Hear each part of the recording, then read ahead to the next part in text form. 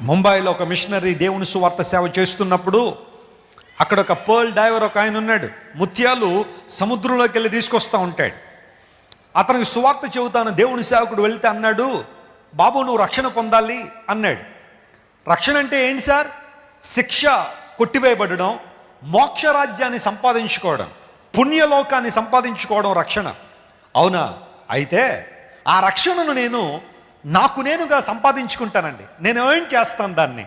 ఎలా చేస్తావు అంటే, ముంబై నుండి బయలుదేరి ఢిల్లీ వరకు ఒక పుణ్యక్షేత్రం ఉంది. అక్కడ వరకు నేను మోకాళ్ళ మీద నడుచుకుంటూ వెళ్తాను.